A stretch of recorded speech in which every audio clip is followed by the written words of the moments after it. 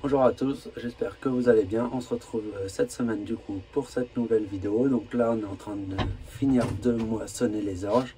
Il en restait 20 hectares à faire aujourd'hui, donc là il nous en reste plus que 2 hectares. Et du coup on presse la paille aussitôt derrière, puisque comme ils annoncent de l'eau normalement dans la nuit, là on est lundi, je crois qu'on doit être le 19, un truc comme ça. Donc on va essayer de presser ça derrière et de la rentrer. Donc bah là le chantier en termes de rendement, je sais pas encore trop ce que ça fait, donc je vous dirai ça dans la suite de la vidéo. Donc là du coup on exporte la paille, on exporte quasiment toute la paille de blé et d'orge qu'on a. Ça arrive qu'on en broie un petit peu, mais c'est rare. Et on en vend, nous on rentre pas tout, on en vend une partie, on en a suffisamment. Donc on travaille avec un marchand de paille je presse la paille et lui il vient la chercher en fait. Et là je vous mets des petites images au drone de la batteuse dans l'orge. Allez hop, c'est parti.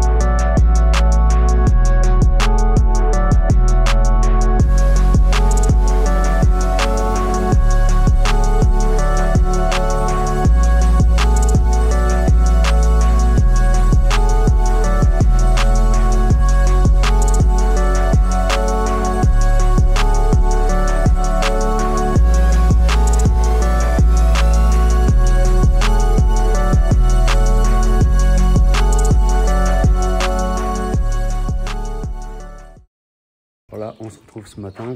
Donc là, on a un petit problème sur le télescopique. L'hydraulique, ça fonctionne plus, ou très lentement. Donc là, on va changer les filtres. Et pour changer les filtres, donc là, ça a été très bien fait, ça.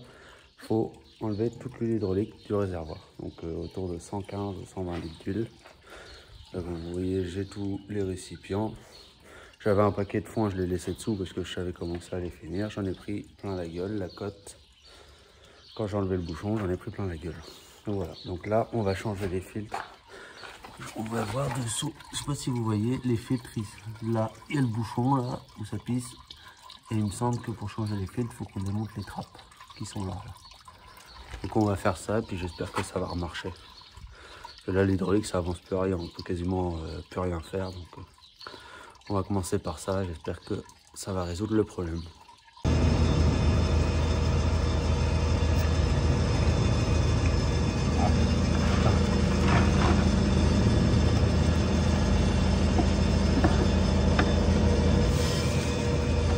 Je vais vous faire un petit point sur les tournesols qu'on a semés derrière les seigles. Donc sur une 50aine d'hectares, ça avait bien levé. Et sur les 23 premiers hectares où on était dans des terres un peu plus fortes, en fait ça a mal levé. On a ressemé une deuxième fois parce qu'il y avait un petit peu de motte, ça n'avait pas mouillé assez pour faire lever. Donc bah là, ils ont, je sais pas si vous allez le voir, on voit peut-être pour les rangs, mais il y en a qui ont juste les deux cotylédons. Il y en a qui ont 4 feuilles, 6 feuilles, il y a un peu de tout. On voit bien les rangs, mais bon, c'est assez tard, quoi. On va perdre pas mal en rendement. Bon, ça, de toute façon, on le sait, quand on fait du seigle, là, on sait que derrière, le tournesol est un peu moins réussi. Mais bon, cette année, c'est pas le top, quoi, parce que là, ça a vraiment pas mouillé. Donc bon, ça va y aller, on voit les rangs s'élever. Après, on verra quand on ramassera. On verra.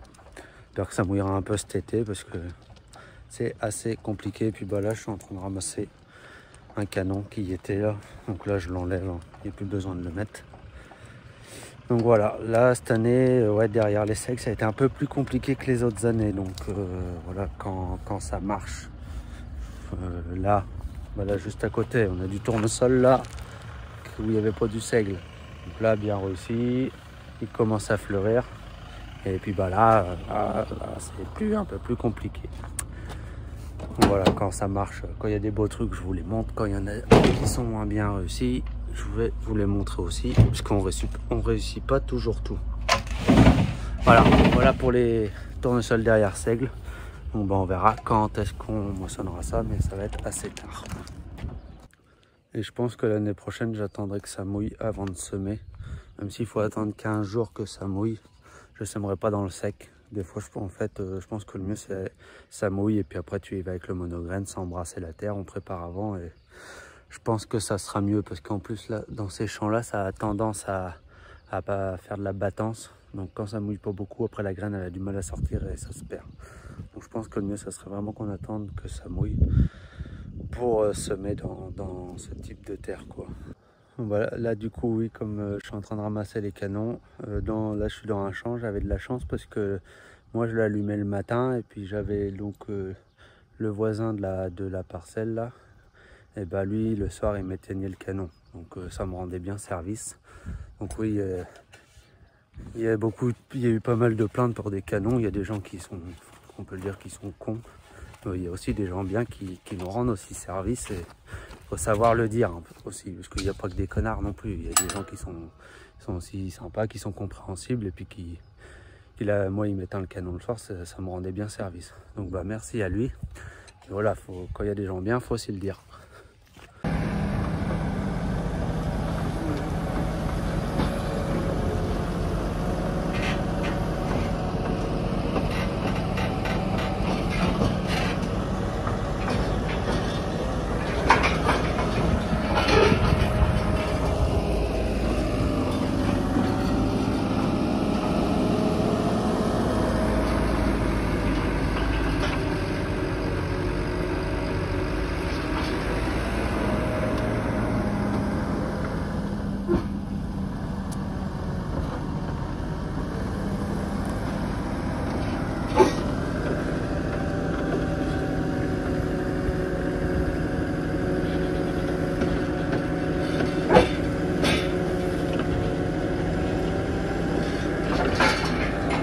Bon bah là on se retrouve au chargement de paille. Du coup on rentre la paille d'orge que j'ai pressée hier. Et cette nuit là du coup on a pris 10 mm. C'est pas grand chose. On n'a pas eu de grêle, c'est déjà ça, c'est ce qu'on se dit à chaque fois par rapport à ceux qu'on a eu. On a toujours cette chance là de ne pas en avoir. Donc bah là on la rentre sur le plateau, bah, on met 40 bottes sur celui-là et après on a un petit plateau qui va derrière le télescope et on en met 20. On a une vingtaine de bottes, comme ça va faire, on en ramène 60 à chaque tour. Et du coup bah, le télescopique qu'on a vidangé du coup ce matin, ça marche toujours pas. Là ça a marché pendant 1 heure et puis bah là ça redéconne. Je sais pas ce qui se passe, c'est un peu le bordel. Je voulais vous parler aussi d'une chose qui se passe autour de chez nous en ce moment. C'est comme je pense beaucoup d'agriculteurs, quand je regarde beaucoup moi aussi de vidéos sur YouTube de d'autres agriculteurs, je pense que dans beaucoup de départements dans la France on est quand même en sécheresse.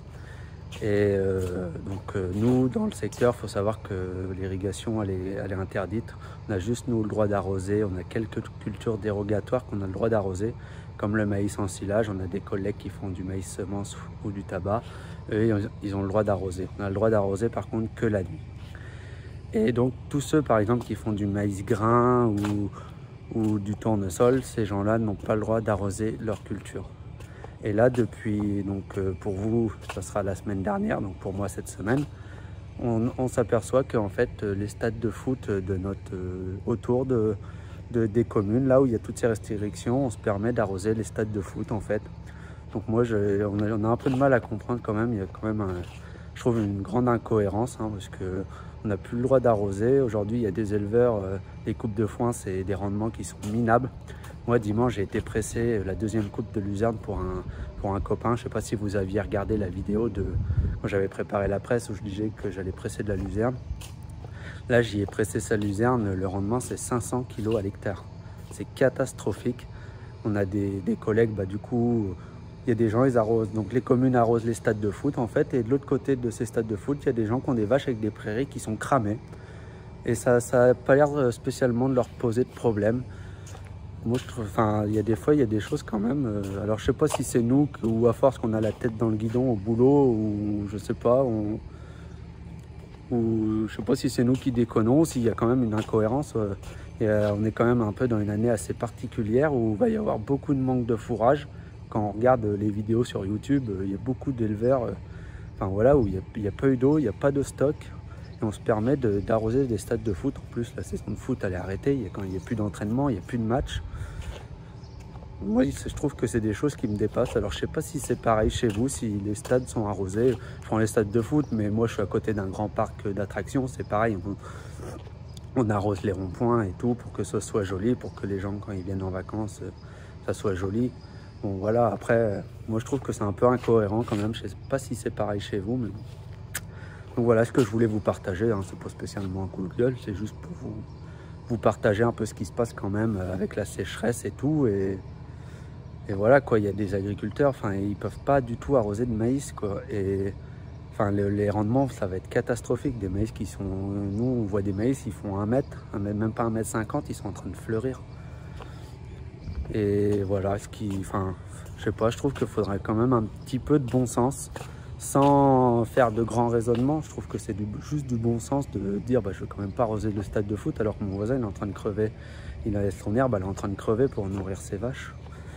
Donc voilà, c'est juste ce que je voulais vous faire partager. On se retrouve du coup le mercredi, donc comme hier je vous ai parlé un peu d'irrigation cette nuit et ce matin on a eu de la chance, on a pris 20 mm, donc avec les 10 de hier ça fait 30, donc là ça fait un bon arrosage et voilà, c'est bien.